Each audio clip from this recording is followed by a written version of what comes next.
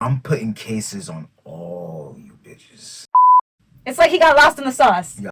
Oh nah, this got the chrome dome. What are you talking about? The bro? Chromanias.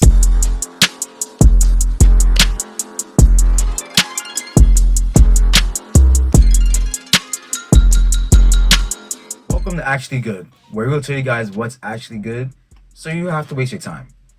I'm Sydney, and it takes a wolf to catch a wolf.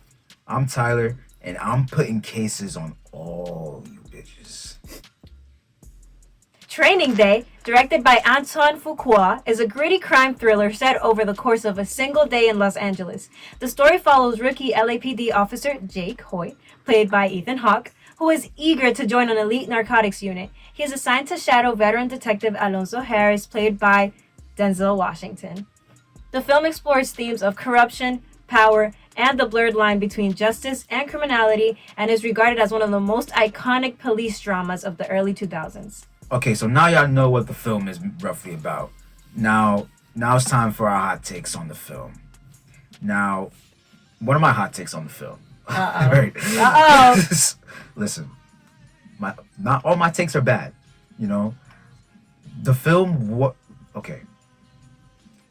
I don't think it'll hold up the best in today's age, only because of certain things that's said in that's said in the film. I don't think the film really hold up in today's, knowing like the audience now, people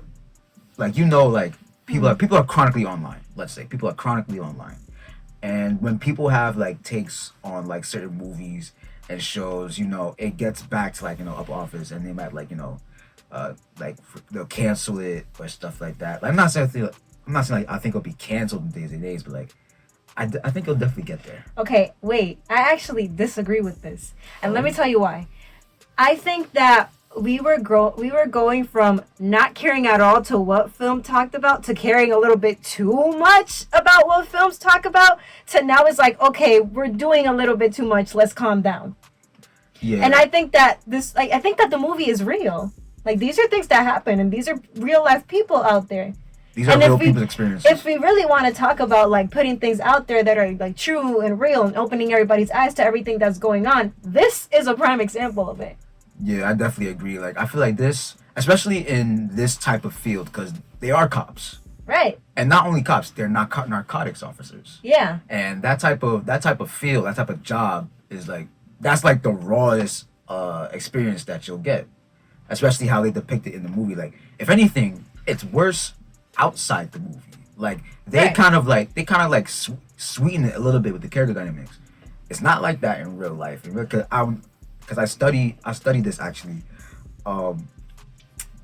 It's worse than this.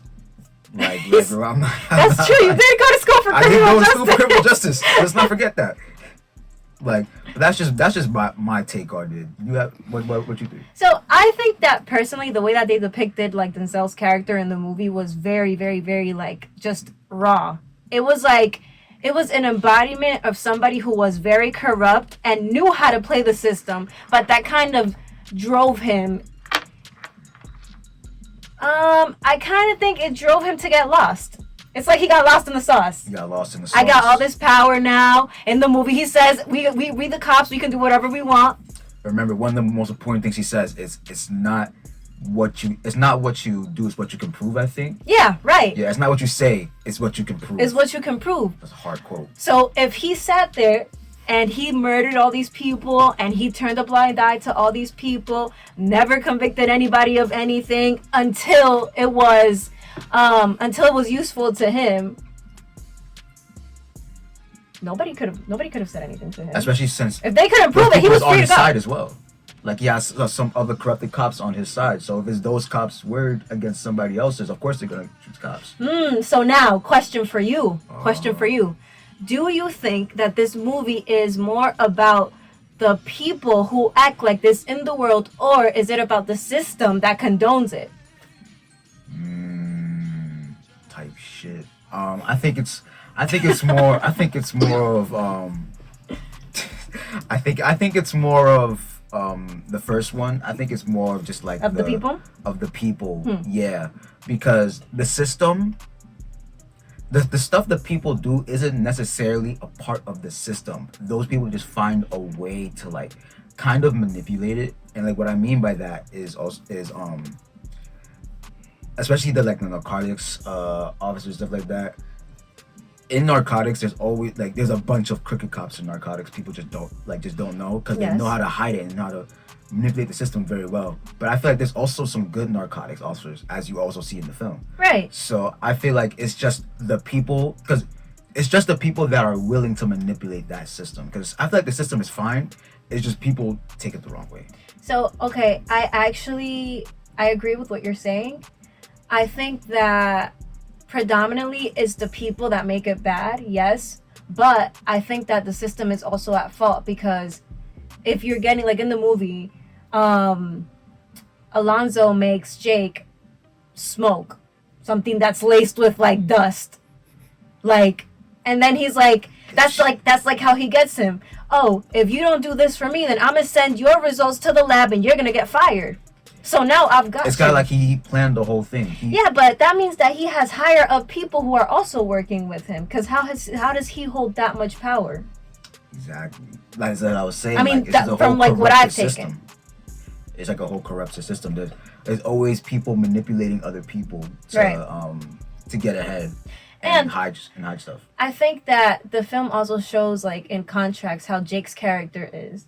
Like he stops in the middle of the street to like save that girl that was getting attacked by like those two men. He's like, no, like I want to go about this like the right way. I don't want to have to. Saved him in the end, also. Right. It also saved him in the end. So I think that it's also a lesson from the movie. Like you went through all of these horrible things in the day, and then that one good deed that you did it saved his life in the end of the movie. Like if he hadn't done that, if he hadn't stopped that car, they would have, murdered him. Could you say that then the film is basically morality versus survival? Food for thought. I think that's good. Because if you gotta think about it, morality versus survival, basically Jake versus Alonzo. Alonzo being survival, Jake being morality, because it was Jake's morality that saved him at the end, and it was Alonzo's survival that unfortunately got him blipped. I think that survival maybe wasn't like what got like survival. Yes, he had to learn how to like run those streets and stuff like that. Like that's how he thought that he should be running things in order to achieve the goals that he wanted to achieve. But I think that the amount of power that he thought he had consumed him, because in the movie also one of the Hispanic guys who's also in the gang, he said Alonzo doesn't respect anything. And at the end of the day, you have to respect something. You have to gain people's trust and you have to gain people's respect in order for them to even feel like they should lend you a helping hand.